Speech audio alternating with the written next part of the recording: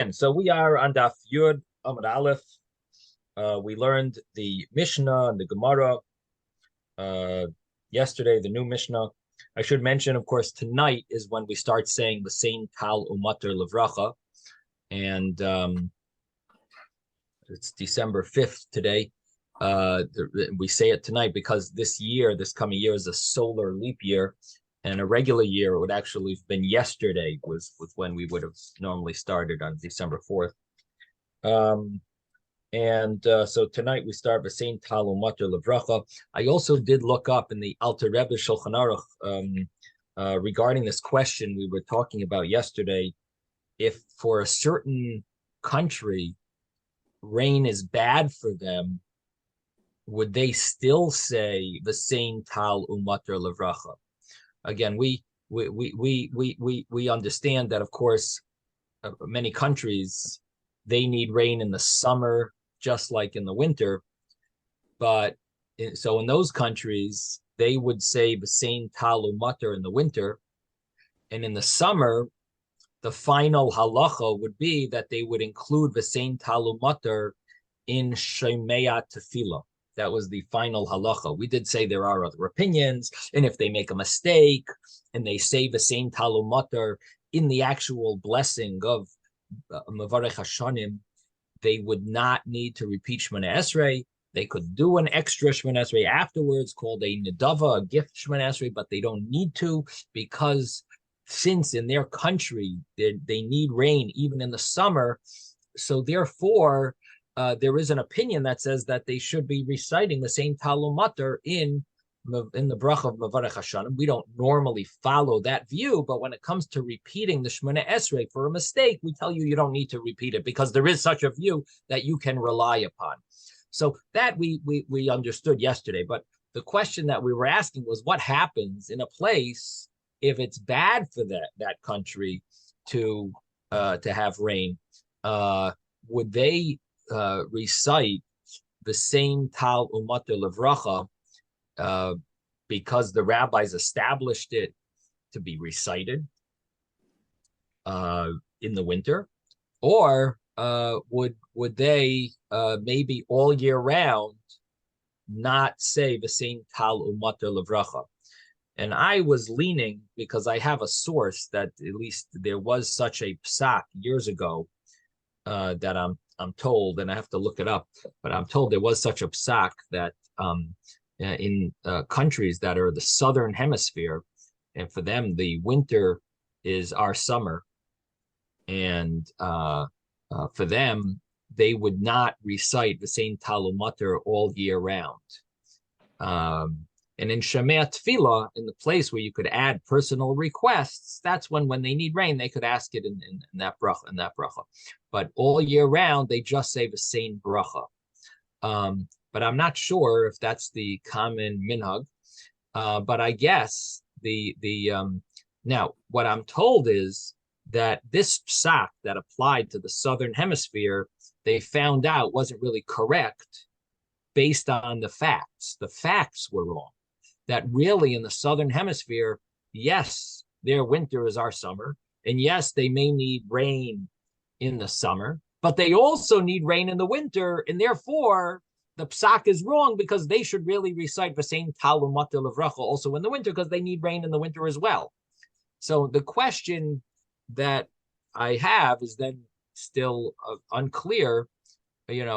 What is the final verdict in such a situation if it was a case where rain is bad for their crops in the winter, between Sukkot and Pesach? If rain is bad for their crops during that time, would they not recite the same Tal Umater Levracha? So I did not see anything clearly in the Alter Rebbe Shulchan Aruch. So I'm not sure. Still, I have to do more research, but I'm guessing that this question may not have any practical application, because I don't know if there is a place where rain is bad for them between Sukkot and Pesach. In other words, it could be that all places rain is good. In Israel, in the summer, it's actually bad for rain bad for the crops. But it could be in all other places. I don't know why that would be, but could be there. All places rain is good between Sukkot and Pesach. Between December 4th, I should say, and Pesach. So anyway, if we find such a place, then the question would have an if we find a place where it's bad for them, the rain is bad between December 4th or December 5th and Pesach. If we find a place like that, then the question would have a practical application. Should they be reciting the same Talmud Levracha? So I guess I'll have to. Actually, I do have a friend who knows, who's an expert in this field. Maybe I could ask him. So that's one thing. The other thing I did see in the Alter Rebbe Shulchan Aruch, something interesting, that Rabbi Gamliel says that we do not. Rabbi Gamliel says we don't start asking for rain until the 7th of Cheshvan, and the reason is because the Yid didn't have to travel. The Alter Rebbe brings two points that I thought are interesting. One is he brings this concept that even when there's no Beis Hamikdash, people are still Oila Regel. People still go to do the pilgrimage. That's one thing that the Alter Rebbe brings in his Shulchan Aruch. Now, it's not just a commentary on the Gemara that we found such a thing. It's brought in the Shulchan Aruch, such a concept. The other thing is that that he says that Rabbi Gamliel really holds that rain, we should start asking for rain all the way from Sukkot. From the end of Sukkot, the same time we start mentioning rain, we should really ask for rain as well then. And it's only because of the traveling that we push it off until the 7th of Mar Cheshvan. But really, in truth, really it would be appropriate to have rain even earlier. So we were talking about the different dates when it's good to have rain. We said the 7th, the 3rd of Cheshvan, 7th of Cheshvan, the 17th of Cheshvan, the 23rd of Cheshvan. We had all these dates when rain is apropos. But the truth of the matter is that there is also the option that maybe the real right time for rain already begins by the end of Sukkot. And we did see such a view. Rabbi Yochanan, if you remember, we had a Gemara earlier that seemed to follow this way of thinking, that Rabbi Yochanan had said that the same time you start mentioning, that's when you have to start asking. So there was such a view, and it seems like the Alter Rebbe holds that that's the pshat in Rabbi Gamliel. That Rabbi Gamliel, he says, you wait till the 7th of Cheshvan because of people traveling. But really, if not for the people traveling, we would have started right after Sukkot. So it sounds like he's following that view that we learned a month ago. Okay, so that's the two things that I saw in the Alter Rebbe Shulchan Aruch. Yes, David. Yeah, I had mentioned a couple of times. So there's absolutely no connection from what you saw between these dates. I think you mentioned like 5 dates, including the 17th of Cheshvan and the Mabul, which was the 17th of Cheshvan. So the Rabbanim don't, the Tanaim or the Amoraim don't mention any connection. Yeah, I didn't see any connection. I thought it was a nice insight, but yeah, I didn't see anyone speaking about it. But that's okay. You can we have a David Olensky insight, so that's good. They gave you space. They left you, didn't step on your toes. They gave you room to be mechadish in Torah. There is such a concept that every person is obligated to add insights into Torah, and so you have I think it's a nice insight because it does make sense that Gishmei Bracha, that I helped it. I found you a Rashi that sort of implies like it's this is the Gishmei Bracha. So I think that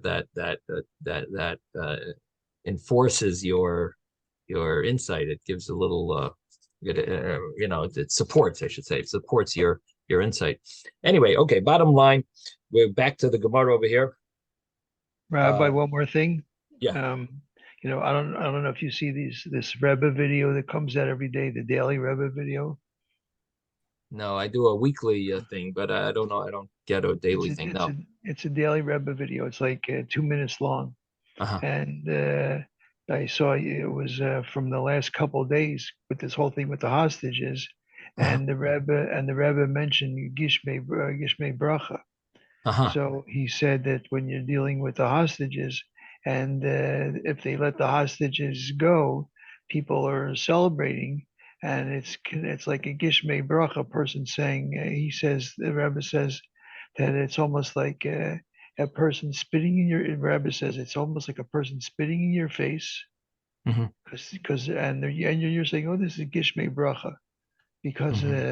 because of Hmm. the connection with letting the hostages go, and you're saying how wonderful it is that they're letting the hostages go. And it just caught my eye because we were talking about Gishmei Bracha. I Uh-huh. just saw this yesterday. It's like, Uh-huh. if you want, I can forward it to you. It's like I Sure, just sure, forgot sure. it the last Very couple. nice. Okay. Uh-huh. Okay, yeah, sure. Um, all right, so we mentioned this Mishnah. The Mishnah had said that on the 17th of Cheshvan, if it doesn't rain, then the scholars, the Yechidim, start fasting. And they fast 3 fasts, but these fasts are light fasts. They don't have to do all the rules like Yom Kippur and Tisha B'av, but they fast. They start during the day. They don't start at night. They're allowed to wear leather shoes. They're allowed to wash themselves. Allowed to anoint themselves. They allowed to have marital relations. So they're light fasts. That's how it started. That's how the fasts the rules of these fasts. Now, when Rosh Chodesh Kislev comes, that's a few weeks later, it still didn't rain. Then the whole community has to fast. And when they fast, it's also 3 fasts, and the same rules of the fast. They're light. Call them light fasts. They're not the same rules as Yom Kippur and Tisha B'av. Okay. Then the Gemara said that who are Yechidim? Yechidim are the rabbis. That's Rav Huna's statement.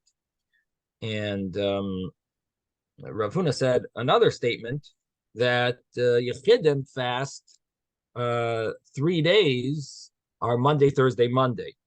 And the Gemara asked, but we have a Mishnah that says Monday, Thursday, Monday. Again, we're just going over the Gemara from yesterday. So the Gemara, so the Gemara had asked that what do we need Rav Huna to tell us that it's a Monday, Thursday, Monday? We have a Mishnah later that really tells us the same thing, that it's a Monday, Thursday, Monday. When you have these 3 fasts, it's always a Monday, Thursday, Monday.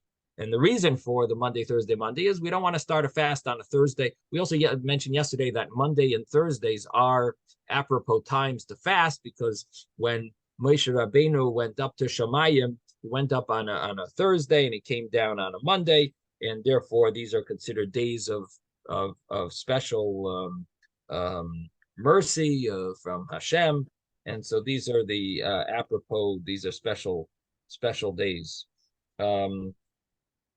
So the thing is that what do we need Rav Huna to tell us Monday, Thursday, Monday if we have a Mishnah that really tells us Monday, Thursday, Monday? And the Gemara answered that Rav Huna is telling us that even the Yechidim fast is a Monday, Thursday, Monday, because the fast of the fast that the Mishnah is talking about is a tzibor, is a community fast. The community fast made a lot more sense, that we have to be more concerned that the prices will shoot up because there's so many people who are going to be buying a lot of large amounts of food because they're preparing themselves for the break fast and for Shabbos. And because so many people are going to be buying so much food, the store owners, the merchants who are not so knowledgeable, they will end up thinking that there's some famine coming and there's a drought, who knows what, and they will say, I guess they know that there's no rain, so I guess they know that the situation is not good.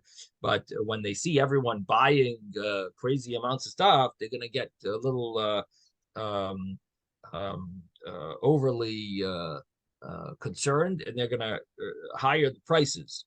And so now, when it comes to individuals fasting, comes to only the scholars, the Talmud Chachamim. So no, that's a small group of people that are going to be fasting. So yeah, so Yankel, Beryl, and Shmerel, 3 people bought a huge amount of stuff here. But the rest of no one else was using two shopping carts. So why? So the Gemara. So you would think that those fast days could even start on a Thursday. In other words, if not for Rav Huna, I would think Thursday is no problem. And Rav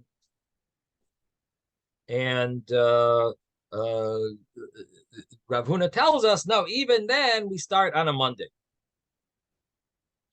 Even then we start on Monday. It's Monday, Thursday, Monday. Okay, so that was the Gemara that we learned yesterday, and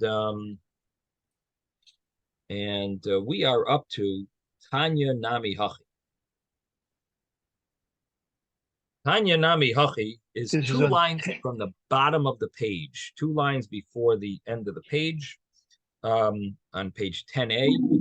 If you are in the art scroll, it is 10a4.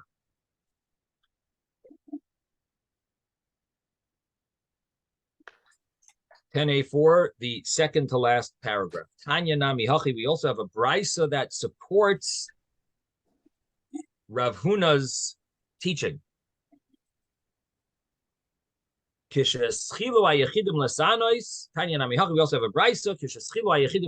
When the Yechidim start fasting, and again we translated Yechidim to mean the Rabbanon. That's the way Rav Huna translated it earlier.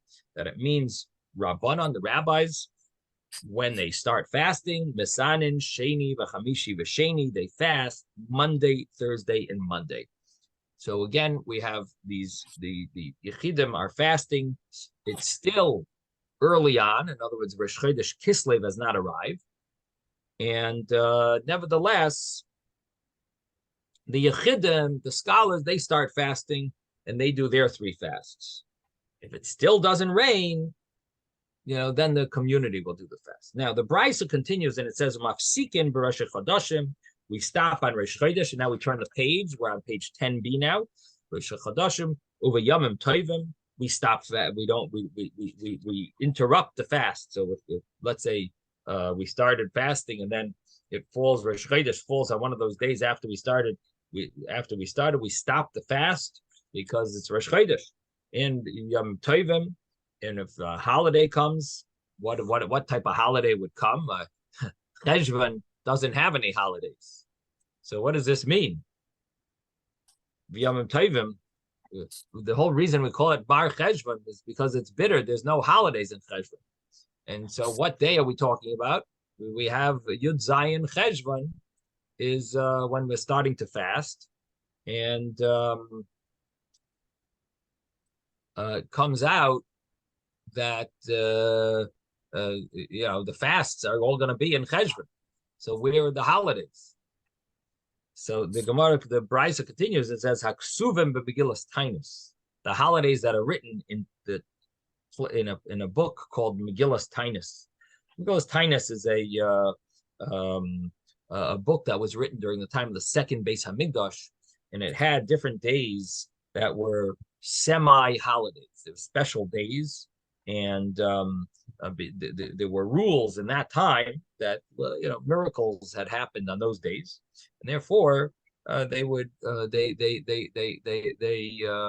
considered those days special holidays, and they wouldn't allow eulogies. They wouldn't allow fasting, and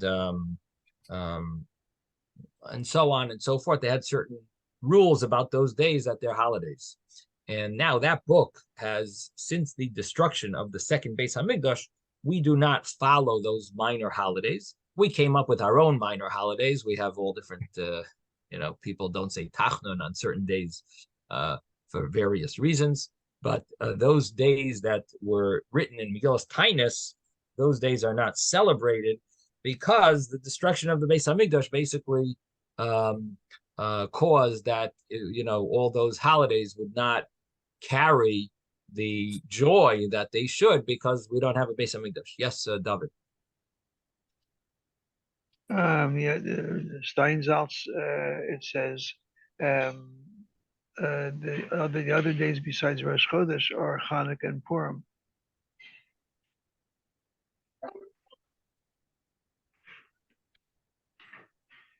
So maybe what he's referring to is if the um,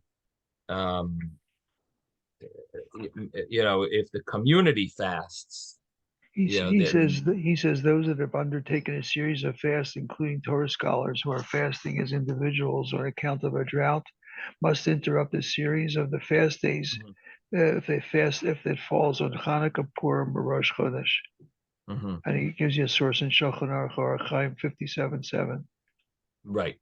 So uh, he is following the constant he's basically bringing from Shulchan Aruch a situation where this would apply. I'm explaining the Gemara. The Gemara's case doesn't really, in other words, he's talking of a more broad rules that the same rule would apply to Hanukkah and Purim, correct? But when you're talking about fasting for rain, that our Mishnah and our Brisa are talking about, they're talking about the simple understanding is that it's referring to our case of the 17th of Cheshvan, and at the 17th of Cheshvan you start on a Monday, Thursday, and Monday. You're not going to reach Hanukkah. You know what I mean? It's it would be it should be over by before Hanukkah. But the Brisa explains itself to refer to the Yomim Tovim Haksuvim b'Megillas Taanis, the Yomim Tovim that are mentioned in Megillas Taanis. I'm just talking for the practical application of this specific statement regarding this in this context would be is the Yomim Tovim that are written in Megillas Taanis. Now in halacha, he's right. That would apply the same thing if they were continuing to fast and they were fasting afterwards. It still didn't rain, and the fast would be interrupted by Hanukkah and Purim. We are not allowed to fast. So that is correct, but I don't know that that's the meaning of these specific words.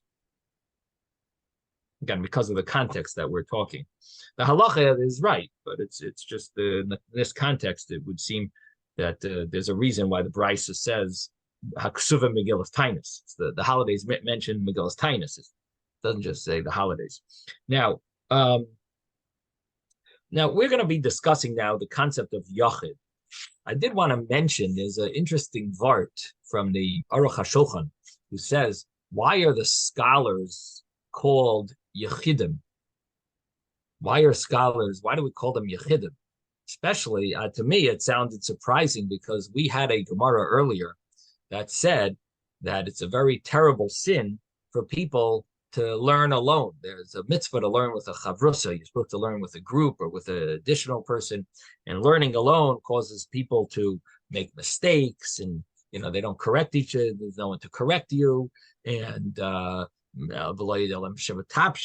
it causes people to become foolish. You can do foolish things or say foolish things. And so we had a Gemara how important it is to always be together with someone else. Here we're calling the scholars Yechidim. So the Aruch HaShulchan says that the concept of Yechidim means that you do not follow the popular opinion of the of the street. You go against it. You're an individual because you have control and decide things based on what's right and wrong, not following what popular view says. And therefore, Talmidei Chachamim are called Yechidim. I just saw a research paper. There was a research done by a I think he's a psychologist, Dr. Ash. He did this research where he drew two parallel lines on a board, a 10-inch line and a 12-inch line. And he had 6 people part of this experiment, or 6 people part of this experiment. Maybe it was 7 people part of the experiment. Let's say 7 people part of the experiment. 6 of them, he told that you have to say that the 10-inch line is larger than the 12-inch line. Again, you have two parallel lines in front of the group, and they're officially all part of the experiment. And quietly, he told the six of them that they should claim that the 10-inch line is larger than the 12-inch line. And then the seventh person is going to be asked, what does he think? So they put in front of the board, they put these seven contestants, the seven experimental people. And the first one, he says, so which line is bigger? And the first guy does what he was told. He says, the 10-inch line is bigger. The second guy says the 10-inch line is bigger. Third guy, the same thing. Fifth guy, the sixth guy, they all say the 10-inch line is bigger than the 12-inch line, which wasn't true, but that's what is part of the experiment. The seventh guy comes, he says, 60% of the people will say, the 60% of the seventh person that's asked this question will say that the 10-inch line is bigger than the 12-inch line. Why? Because that was the popular view. That was what the six people before him said. You put a seventh person there, he's going to say that the 10-inch line is bigger than the 12-inch line. Now, if he says not that way, if he says the 12-inch line is bigger, the other six people were told to argue with him. So if the seventh person says that the 12-inch line is bigger, the other people start arguing with him and say, no, come on, what are you talking about? The 10, this line, the lower line, the other line is bigger. That one is bigger. 30% of the people change their mind and say, you're right. And they say the 10-inch line is bigger. So 90% of the people follow the popular view, even if you see that it's wrong. 90% of the people follow the popular view. This is a experiment they did, and it's unbelievable. You have it in front of your eyes, but it's people are leaning towards following popular view more than what they see in front of their eyes. It's just they're convinced that must be right. They must be right. So anyway, the concept but of a Rabbi, yochid. They asked the wrong question. Line, you don't say bigger, you say longer or shorter. Longer. Well, I said it wrong. I should say longer. Oh, I thought maybe they said it wrong. No. Which line is longer? Okay. So anyway, the point is, the Yechidim, the scholars, they are people who don't go after the popular vote. They are people who decide what's right, and therefore they're called Yechidim. They are individuals. They have their own. They have their opinions. They have their decisions. They make their own decisions. So it says that. So our Gemara now is going to discuss who is a Yachid, and so on. So the Gemara says as follows: Tanu Rabbanan, the rabbis learned, the rabbis taught in a brisa. Al Yoimar Adam, a person should not say, Talmud Ani, I am only a student. Eini Roy Liyos Yachid. I'm not fitting to be considered a Yachid, and therefore I don't fast. I don't need to fast during these fasts because I'm only a student. I'm a Talmud. Person shouldn't say that. Ella, rather, Kol Talmidei Chachamim, all the students that are of the sages, of the Chachamim, are called Yechidim. They are called Yechidim. And therefore, they either need to fast, is one way of learning this, or they are allowed to fast. In other words, sometimes we tell people, don't show off. You shouldn't be going in such an extreme way because it looks like you are showing off and claiming that you're part of this elite group. And so there might be a thought that a Talmud, a student of the scholars, is not allowed to fast. And the Brisa comes and tells us, Kol Talmidei Chachamim Yechidim, that all scholars all students are considered Yechidim. They are considered this term called Yechidim, individuals. And they are Yechidim, and they are allowed to fast. That's one way of learning it. The other way of learning it is, no, they are Yechidim, they are obligated to fast. So these are the two options of two ways of translating the Gemara. Now, Ezo Yachid, the Ezo Talmud, who is considered a Yachid? What's the difference between a Yachid and a Talmud? So the Gemara says, Brisa says, Yachid is Kol Sharoi L'Manoisai Parnas Ala Tzibur. A Yachid is someone who is able to be fit to be appointed as a leader over the community. And Talmud is Kol Shashayil and Isaac Var Halacha Bilimudai V'Omer.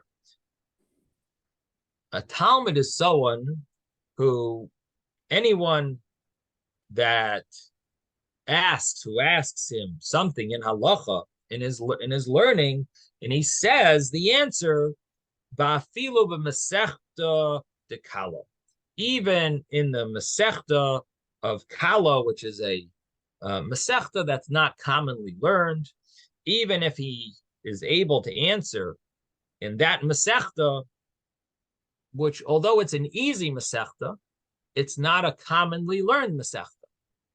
So if someone could answer questions, even in all in that area as well, that would be considered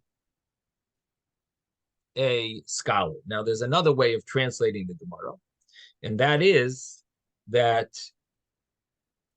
any student that you ask him a question about the topic that he's studying, and he knows the answer, that would be considered a Talmud.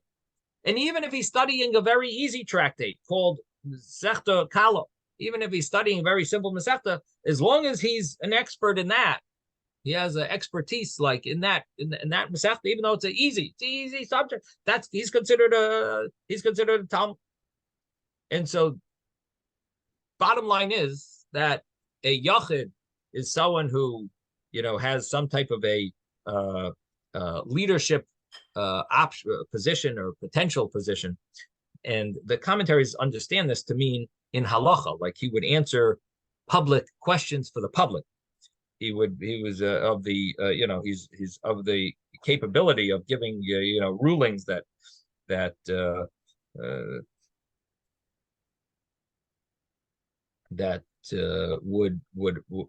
would be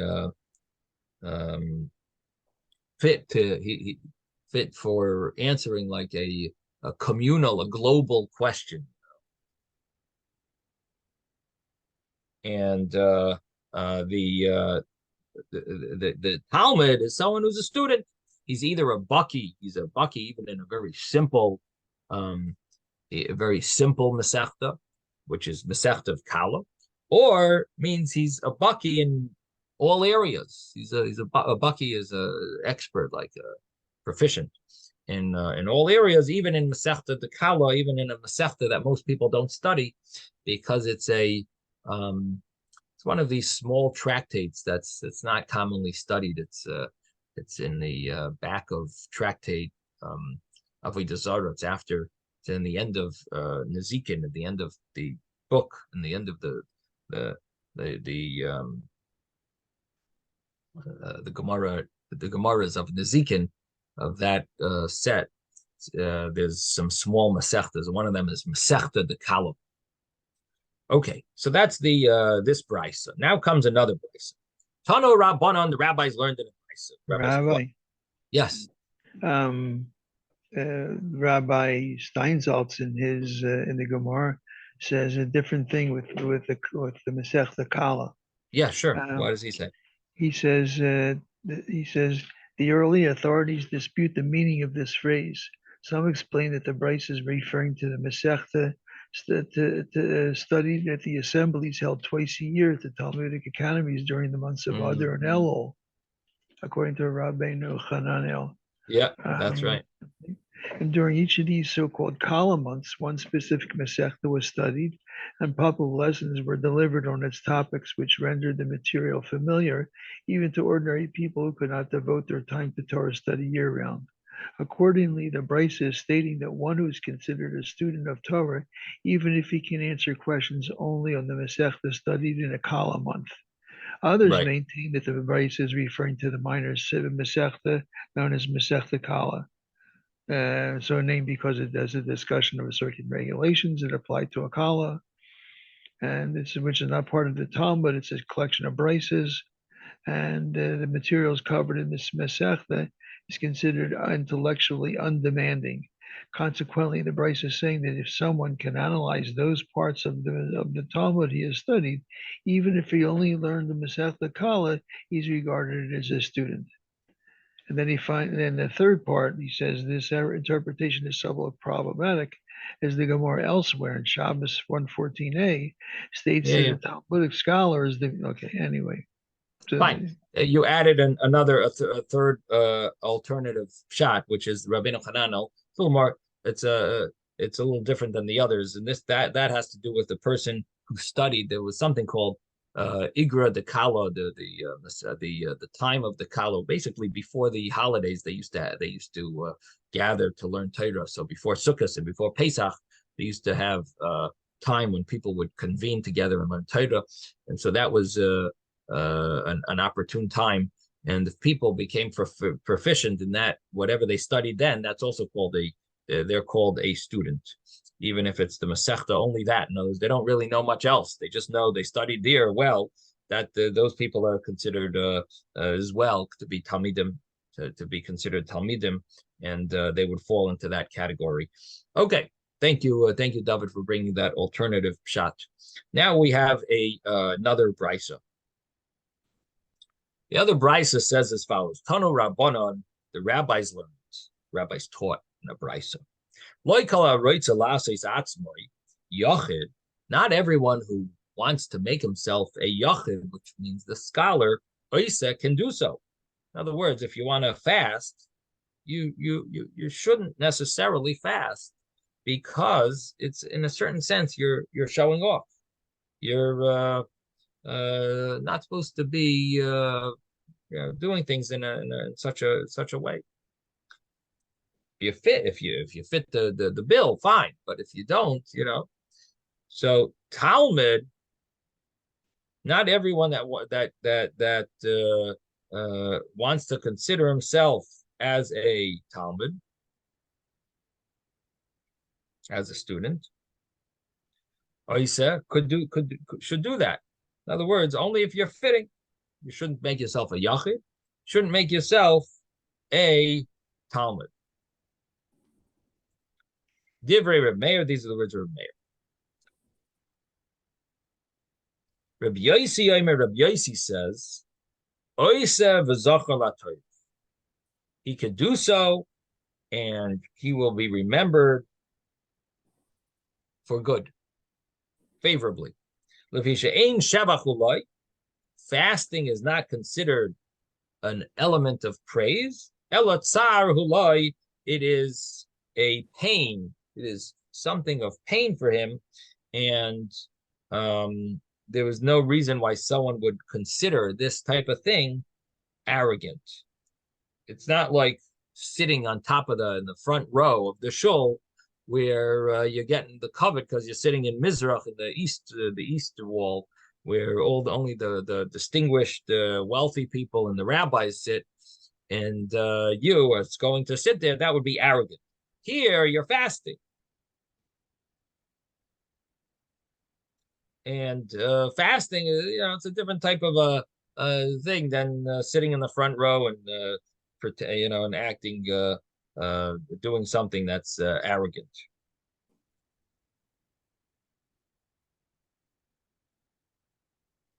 Um,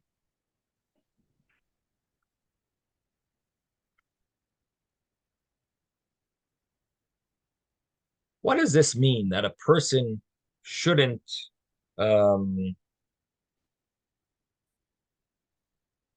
uh, consider himself um, like a student? What does that mean?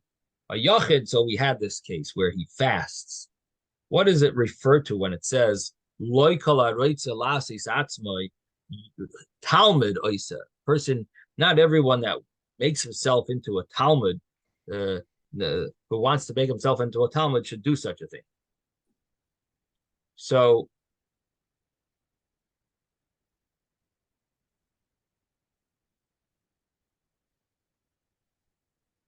the thing is that there was a way, a certain style that the Talmidim used to dress, and if a person is not a Talmud, they should be like dressing that way.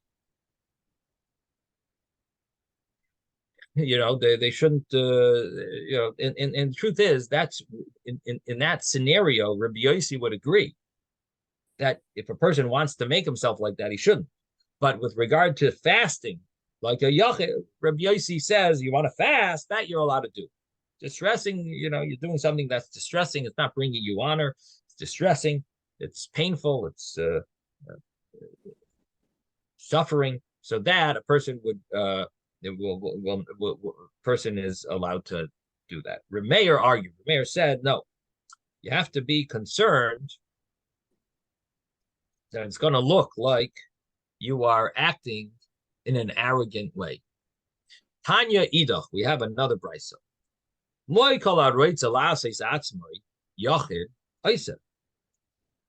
everyone that wants to make himself into a yachid, in other words, as a scholar, should do so. And not everyone that wants to make himself into Talmud oisa. Not everyone that wants to make himself into a student should do so. Divrei Reb Shimon ben Elazar. These are the words of Reb Shimon ben Elazar. Reb Shimon ben Gamliel, Omer, but the other opinion, Reb Shimon ben Gamliel, is he says as follows: Bamed dvarim amurim. When does this apply? This applies b'davar shel shevach, a matter of praise, of honor, wearing the clothing of a student, the way the Talmidim used to dress.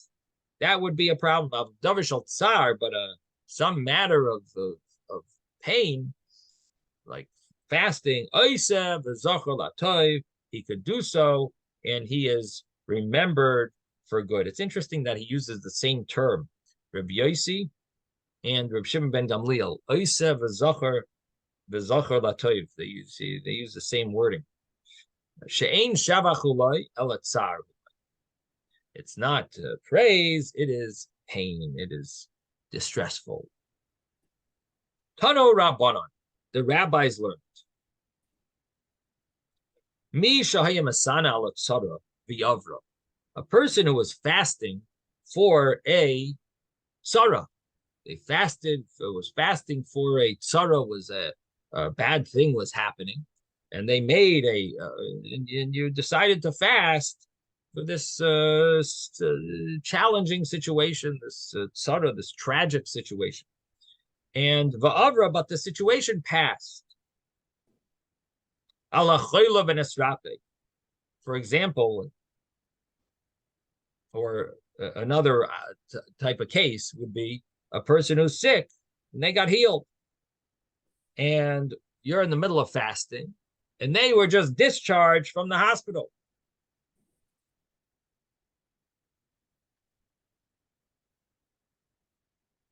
Rashi adds a case, the same thing would apply, the opposite.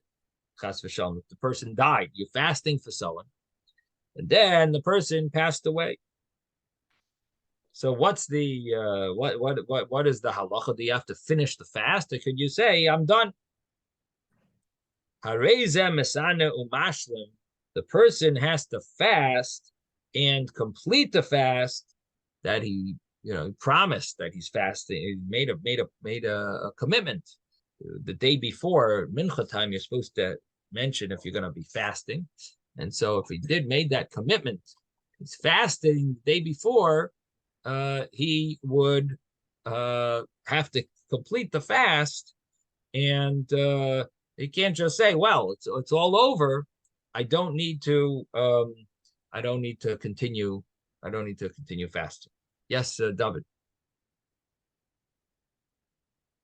This phrase "bezachar latov," is this the same phrase that's used in Megillah Esther? Yeah. The gam charvoina zachar latov. Yep, and the Shoshanas Yaakov, in the prayer after Megillah Esther. Okay, so because he reminded them about the tree that Ammon built. Right. See, that's why it triggered something in my memory. I heard that phrase before. Was it charbona? Yeah. Gam charvoina zachar latov. Yeah. Yeah. Okay, so basically the Gemara is discussing here what happens. An interesting question. What happens when you're fasting and whatever you're fasting for works? Like, for example, imagine you're fasting for rain. It starts raining.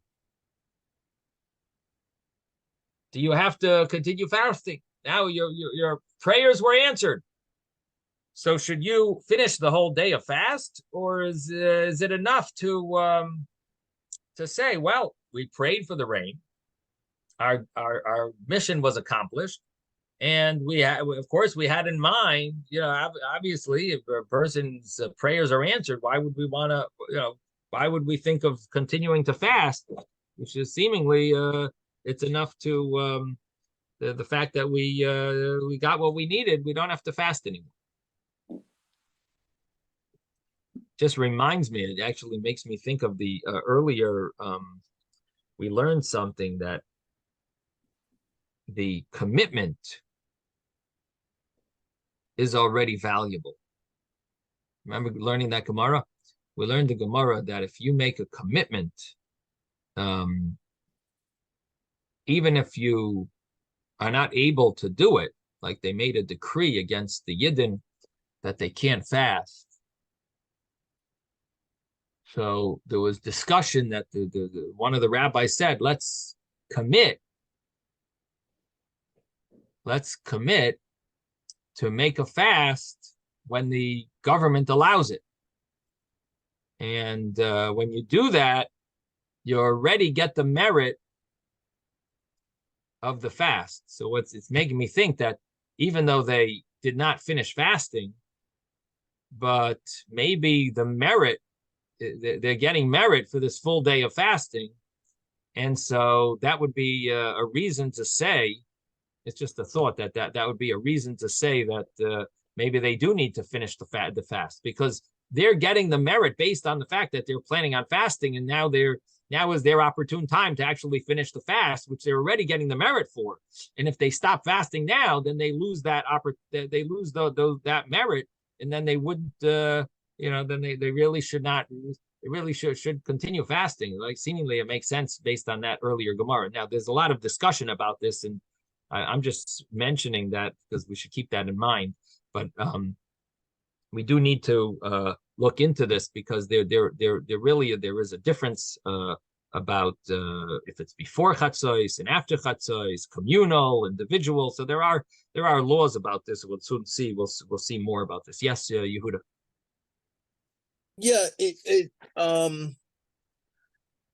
just seems that if you made the commitment to fast and Hashem answers your prayer, then you should continue the fast. So you're thinking because of you made the commitment. Right. I was right. In other words, it's sort of like a promise. Right. Sort of like it's a promise. I was thinking more the fact that the merit of the full fast is why there's rain. And so if you break the fast now, you're losing some of that merit that Hashem was relying on, giving you the reward for early, and now you're taking away what you deserve, that reward. So that's just an interesting little thought that based Well, on an earlier to, Gemara. to back up your view, it's the same with when you're mourning. So as long as you're mourning the last day of the mourning, you only mourn in the morning. The Shiva, the last day, right, right. okay. But in my defense, there's a joke that a guy has a business meeting, and he's assimilated Jew, and he says, God, if you find me a parking space, I'll put on tefillin every day. And a space opens up, and he says, never mind, I found it myself. Uh-huh. Right.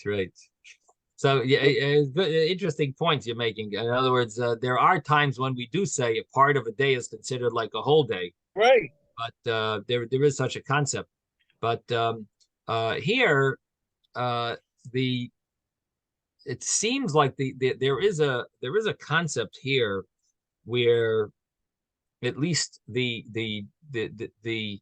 thought process of this halacha, who knows what should go through one's mind, is what did someone have in mind if this happens? Is what would you normally have in mind? In other words, when you're accepting, when you're taking on this vow, are you thinking that if everything works out in the middle, then we'll stop. We're fasting until we get rain.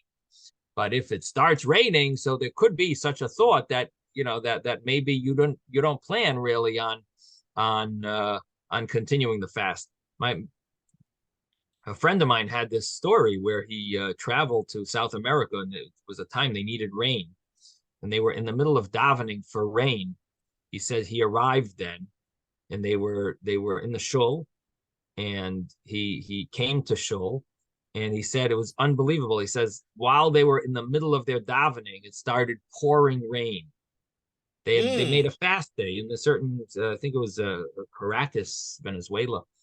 I'm going back, from 38 years or whatever, less 35, 30, 33 years. But anyway, so so they needed rain, and I don't know, maybe it was Brazil. It was Brazil. It's not Caracas. It was somewhere in Brazil. Yeah, and anyway, so he told me, he says while they were in the middle of their fasting and davening, it started pouring. So I should ask him what they ended up doing, if they stopped or they continued. But anyway, yes, David. I like what Yehuda is saying. It seems like not only the fast itself has a significance, but the commitment itself has another significance. Yeah, I mean, it's simply the wording. The wording is a promise. I mean, that carries with it a response. You have to keep your promise. Now, there is an interesting story that we learned in Tanakh, and that is that David HaMelech, when his son, the son of Bathsheba, was very sick, and the son ultimately passed away. But while he was very sick, it talks about how David was mourning, and he was really overly emotional over this son who was very sick, and was fasting, praying constantly. And the son, when he realized, he found out that the son passed away, it says he got up from his mourning and he ate. And it says all the servants were like surprised. What? Now you're eating? Like this should be the most painful time for you. He said, no, till now I was davening that he should get better. It's too late. Now, what am I going to daven for? So it sounds like he almost stopped it sounds like the opposite of our Gemara, because that story it seems, at least, it doesn't exactly say it was during the day, and he it doesn't say what time of the day it was and all that, but the fact is that from the simple reading of the story there, it seems like once the person died, said, what do I need to fast? Once his child passed away, he said, what do I need to daven for anymore? It's a done deal. Now there's no more. You have to look at the future. Can't deal with the not davening for the past. It's too late. Daven for the future now. Let me get up. So it seems like David HaMelech didn't exactly follow this rule. And the commentaries do bring this story as a question on our Gemara. One of the answers that's given is that David HaMelech, being the king, so he's considered his fasting and davening, because a king is considered like the heart of the entire community. It's considered like a communal matter. It's an interesting thought to explain it this way, and therefore the rule of a community is different than an individual. Our Gemara is talking about an individual, and it says that if they're fasting, if a person is fasting for tzara, a person is doing his individual fast. It's not talking about a community. It's talking about an individual. Then you have to be mesana umashlim. Then you have to finish the fast. But if it's for a communal matter, if the community is fasting, or for a community thing matter, so then in such a matter, it's sort of like you rely on the community rules, and the community rules are that when the issue is resolved, there's no more need to fast. So anyway, that's one way of answering this question. All right, so back to the Gemara. So the Gemara brought a brisa. The rabbis taught in this brisa that if a person was fasting on a tragic situation, and the tragic situation passed, or if he's davening for a chayla, and the chayla got healed, or as Rashi says, or if the chayla chas v'shalom died, so hareza masano mashlim, he fasts and finishes the fast that he promised. And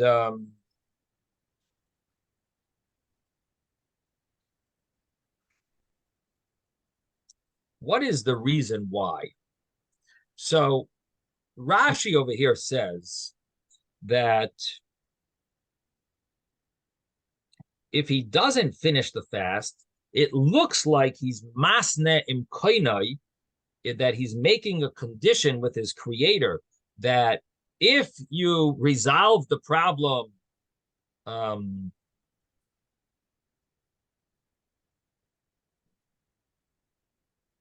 if you resolve the problem, then I'm not fasting. But if not, or if the problem passes, I'm not fasting. And if not, then I'm going to fast, which sounds like he's sort of like making deals with Hashem. And making deals with Hashem does not sound respectful. And therefore, Rashi says you can't do that. And you have to finish the fast, because you're going on an individual relationship with Hashem, and you're making this type of deal where, well, if this happens, then I'll do this. If not, then I'm not going to do it. And so that would not be acceptable. So that's the way Rashi learns. Maybe we'll talk about other ways of understanding it tomorrow. Everyone have a wonderful day. Sei gesund. Thank you, Rabbi. Thank you, Rabbi. Have a good day, everybody. Bye.